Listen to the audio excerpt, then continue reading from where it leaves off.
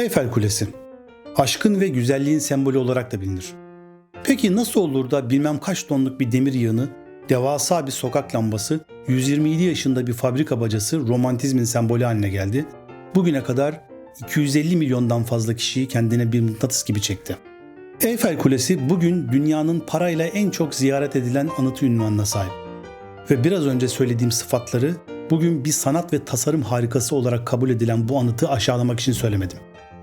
İlk yapıldığında Paris'in sanat ve edebiyat çevresi onu tam olarak böyle tanımlamış.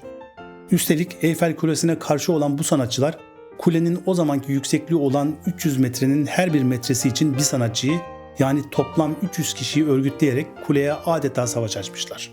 Biz yazarlar, ressamlar, heykeltıraşlar, mimarlar ve Paris'in şimdiye kadar dokunulmamış güzelliğine adanmış tutkulu insanlar olarak bütün gücümüzle bu kullanışsız ve korkunç Eyfel Kulesi'ne karşı çıkıyoruz. Buna benzer bildiriler yayınlamışlar. Demek ki insanlar bazen doğası gereği yeni fikirlere karşı çıkabiliyor. Böyle durumlarda kendi projenize ne kadar inandığınız, nasıl bir vizyona sahip olduğunuz çok önemli. Peki başlangıçtaki böylesi bir dirence karşılık onu yaptıran Gustave Eiffel kulesini nasıl savunmuş biliyor musunuz? Piramitlerle kıyaslayarak. Mısır'daki piramitler herkesin hayran olduğu eserler olarak kabul edilirken onlardan çok daha görkemli olan bu eser neden korkunç olsun ki demiş. Eserini görkemli olarak tanımlamış çünkü yapıldığı 1889 yılında insan elinden çıkmış dünyanın en yüksek yapısıydı ve 41 yıl boyunca da böyle kaldı. Aslında Eyfel Kulesi geçici olarak yapılmış bir yapıydı. Paris'te Fransız devriminin 100. yıl dönümünde düzenlenen Dünya Fuarı için tasarlanmıştı. Tasarımını sanıldığının aksine Gustave Eiffel tek başına yapmadı, yaptırdı. Bir takım çalışmasının ürünüydü. Sahibi olduğu mimarlık ve tasarım firması o yıllarda dünyanın belli başlı şehirlerine simge binalar yapmakla ün kazanmıştı. Mesela New York'taki Özgürlük Heykeli ve hatta İzmir'deki eski gümrük binası ya da diğer adıyla Konak Pierre gibi yapılarda hep Eyfel'in firmasının imzasını buluyoruz. Eyfel Kulesi'nin tasarımı aslında özgün bir tasarım değildir. Piramitler başta olmak üzere pek çok ilham kaynağı vardı. Ama bunlardan özellikle bir tanesi daha da öne çıkıyor. 1853'te New York'ta yapılan Latin Rasathanesi. Yapıldıktan sadece 3 yıl sonra yanarak yok oldu. Ama geriye bıraktığı ilham Eyfel Kulesi'ne dönüştü. Yani anlayacağınız bu ilham denilen şeyin herhangi bir sınırı yok. Ülkelerden ve medeniyetlerden bağımsız hareket edebiliyor. İnsanlığın ortak bir mirası olarak ortada duruyor. Dileyen onu oradan alıp istediği gibi kullanabilir. Tek başına ilham işlerin bitirilebilmesi için yeterli değil. Evet, Eyfel Kulesi'nin çıkış noktası başka bir kule ama tasarımı birebir kopyalanmamış. Daha iyiye ulaşmak için yapılan çalışmalar defalarca revize edilmiş. Ve son hali yarışmaya gönderilmiş. Bu arada bir yarışma olduğundan bahsetmiş miydim?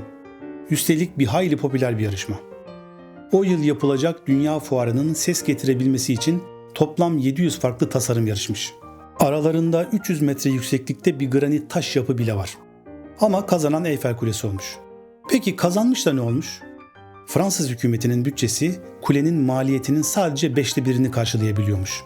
Geri kalan kısmını Gustave Eiffel kendisi finanse etmiş.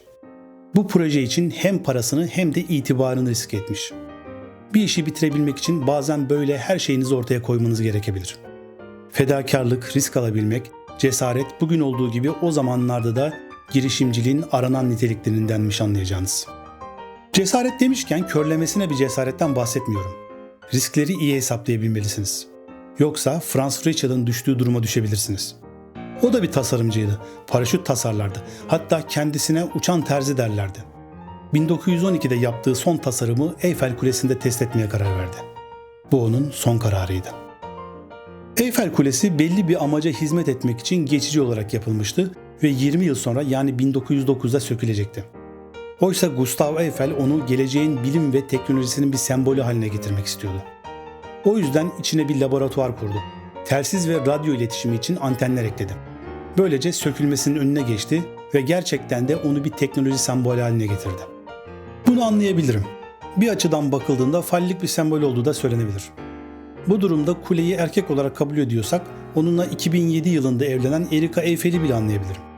Ama hangi ara ve nasıl onun aşk ve romantizm sembolü haline dönüştüğünü bir türlü anlayamıyorum.